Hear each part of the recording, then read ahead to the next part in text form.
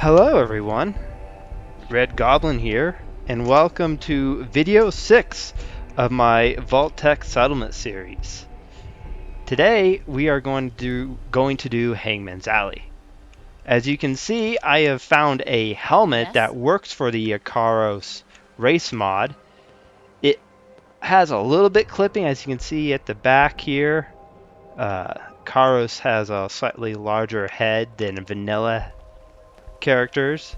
So finding a helmet that actually doesn't clip or get rid of my hair, well, don't clip too much, is very nice. And as you can see, I don't have classical music.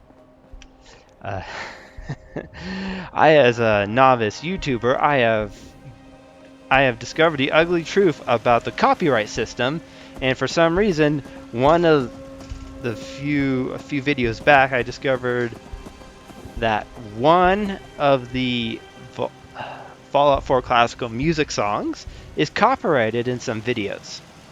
So, no more wonderful classical music for you. Okay, first I'll start the entrance. As you can see, I was very familiar with if the enemy spawned and equipped it accordingly.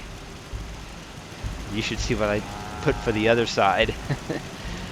I kept this one really simple and kept it actually small.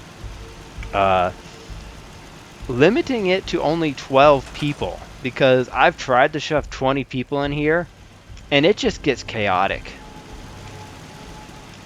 So put a few stores, put a general store here, put a bar, and added a weapon store that I've never gone and never used because I always prefer going to other settlements. Plenty of water and food. It's pretty small, but I'm glad it was very well. It fits pretty well. Pathing's done. I don't have any issues of any people getting stuck anywhere. May move this scrapping station. She's just been staring. Actually, he's been staring too. Probably need to go to sleep. They'd probably fix it. Well, up here is where I shoved all the beds, giving someone a nice window view through the crack in the alley. It's pretty nice. And over here, I have put the settlement beacon and the reactor, which is probably overkill, but then again, I needed that overkill to feel this overkill. Man, I love mounting. I always have it fun mounting turrets. Yeah, mounting turrets up on this balcony area. Even though when I do it, it kills my immersion. Yeah, I mean, when you're going through, Boston, downtown Boston, and you see these boarded up windows and stuff, it's okay, You have places to be, and, not everything can be an eternal cell, but once you go and turn something into a place that you start, into a settlement area, and you start building into or right next to stuff, it kills the immersion because you spend way too much time really close by, and you just know that these aren't supposed to be walls, but in fact hollow buildings. As you can see here, I know there's like tons of mods that actually open these places up because to prove that I'm not the only one who feels that way.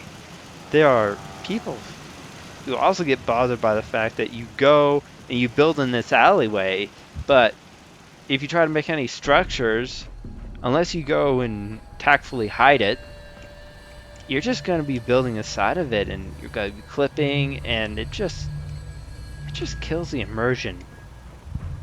There, 2 more windows right underneath here.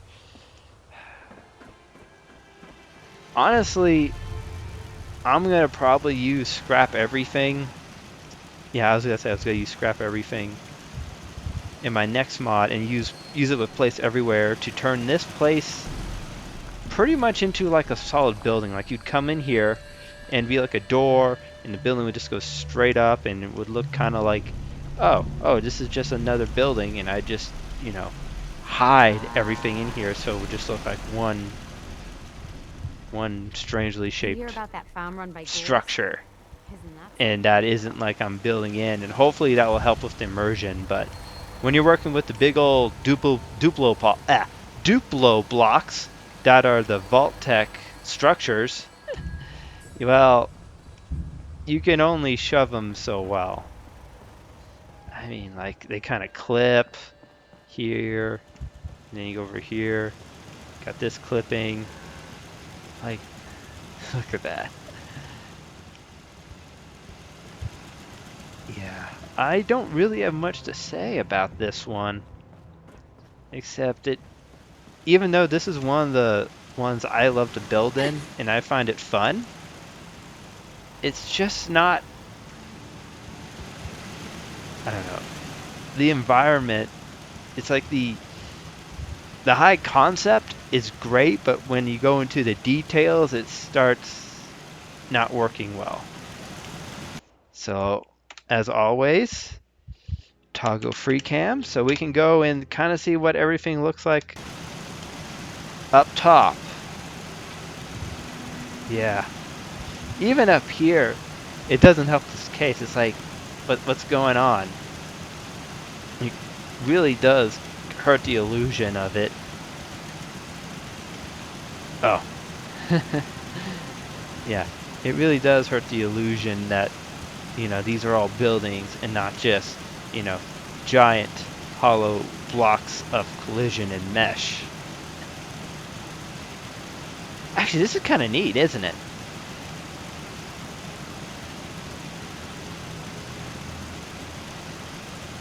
Yeah. I think making this a fully enclosed building would probably be better. But this does its job, and that's all I can see. And that's all there is. I told you it was pretty small.